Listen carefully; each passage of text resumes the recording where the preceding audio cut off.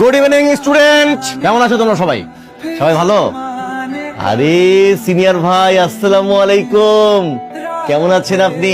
আমি তো ভাবতেই পারি না যে আপনি এখানে আছেন। আমি ভাবছি আপনি লজ্জা পেয়ে রিটেক টিটেক নিয়ে গ্রাজুয়েশন কমপ্লিট করে ভার্সিটি ছেড়ে দিচ্ছেন, কিন্তু আপনি তো তা যাবেন না, কারণ আপনি তো বেহায়া। তোমাদের সাথে পরিচয় করে দিই, তোমাদের সবার সিনিয়র। তোমাদের কি মনে হয় আমারও সিনিয়র হবে? কে কে দেখতে জানি না। তো তোমাদের সিনিয়র ভাই হচ্ছে আরমান ভাই। ওনার সাথে যারা ছিলেন তারা গ্রাজুয়েশন কমপ্লিট করে মাস্টার্স শেষ করে বিয়ে শাদী করে বাচ্চা কাচ্চা নিয়ে সেটেল। জুনিয়ররা তার সিনিয়র হয়ে যাচ্ছে, কিন্তু আমাদের ভাই কিন্তু আমাদেরকে ছেড়ে যাচ্ছে না। কেন? ভালোবাসা। সে যে আমাদের প্রতি ভালোবাসা দেখিয়েছে, আমরা কি পিছিয়ে থাকবো? আমরাও পিছিয়ে থাকবো না, আমরাও তার ভালোবাসার প্রতিদান দিব। কিভাবে দিব? আমি হেড অফ ডিপার্টমেন্টের সাথে কথা বলবো, আমরা নতুন একটা ডিপার্টমেন্টের ব্যবস্থা করবো। সেই ডিপার্টমেন্টের বিষয়বস্তু কি হবে? যে বিষয়ে আমাদের আরমান সাহেব পারদর্শী, যে সে কিসের উপরে পারদর্শী, সেটা হচ্ছে গ্যাঞ্জাম, মারামারি, বদমাশি। এইটার আয়োজন করতে পারি, তাহলে আমি নির্ঘাত যে সে পাস করবে। কি হয়েছে? তোরা হাসতেছিস কেন? কিছু না, ফাজলামোর না একটা লিমিট থাকে, ঠিক আছে? তুমি ব্যাপারটা নিয়ে বেশি চিন্তা করো না মা। আসলে আমি বুঝতে পারতেছি তোমার উপর দিয়ে কি যাচ্ছে। We are really very sorry for that. আসলে এমন একটা ব্যাপার ঘটে গেল। তুমি নির্ভয়ে বলতে পারো মা। তোমার কি কাউকে সন্দেহ হয়? তুমি বলো আমাকে, আমি কঠিন শাস্তি দেবো। তুমি নির্ভয়ে বলো। আরমান, তোমার ঘরে মা বোন নেই, তুমি কি করে পারলে এরকম একটা কাজ করতে? স্যার, আপনি কোনো প্রুফ ছাড়া আমাকে চার্জ করতে পারেন না। রাখো তোমার প্রুফ। একটা মেয়ে আননেসেসারি তোমার সঙ্গে মিথ্যা কথা বলবে? স্যার, বলতে পারে মিথ্যা। আই ডোন্ট নো, আমি এতটুকু জানি আমি মিথ্যা বলছি।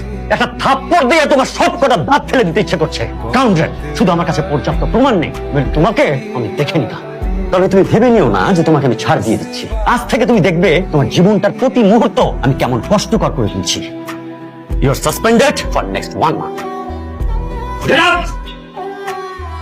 আরমান, প্রবলেম কি? শুরু থেকে পিছিয়ে লেগে গেছো আমার। আজকে যেটা করছো এটার জন্য কখনো মাফ করবো না। খুব সাবধানে থেকো, যে কোনো সময় উল্টা পাল্টা যে কোনো কিছু হয়ে যাবে। ও তোমাকে কি বলে গেল? বসে উল্টাপাল্টা কিছু করবে। ভাবছিস কেন? এইভাবে ভেঙে পড়ে চলে? এখন সময় এসেছে ওকে একটা উচিত শিক্ষা দেওয়ার। আমার প্রবলেম সেটা না যে ওকে কি করতে হবে কি করতে হবে না। আমার অবাক লাগে একটা ছেলে এত নোংরা কিভাবে হইতে পারে, তারপর ওনাকে একটি স্টুডেন্ট। আমি কালই তোর ইউনিভার্সিটিতে যাব, ওকে কোর্সে একটা চড় মারবো। তোমার যেতে হবে না, প্রিন্সিপাল বলছে, প্রিন্সিপাল দেখবে। রাখ তো প্রিন্সিপাল। আমি দেওয়ানে বলেছিলাম যে আমি ইউনিভার্সিটিতে যে ওই ছেলের সাথে কথা বলি, তুই আমাকে যে দিসনি। ও জানে কোন মেয়ের সাথে বিয়াদবি করছে। আমি এসব কারণে বাসা ছাড়ছি। বাবা ভাইয়া সবাই মারামারি কাটাকাটি। যদি বলো তাহলে আমি এখনই বাসা থেকে চলে যাব। আমি এসব টাইম চাই না। জানিস মা, এমন এক ঘটনার জন্য আমি বাড়ি থেকে বেরিয়ে আসছিলাম। তোর বাবার সাথে আলাদা হয়ে আমি দূরে চলে আসি। আমার স্ত্রী মারা যায়, আমার কোনো সন্তান নেই।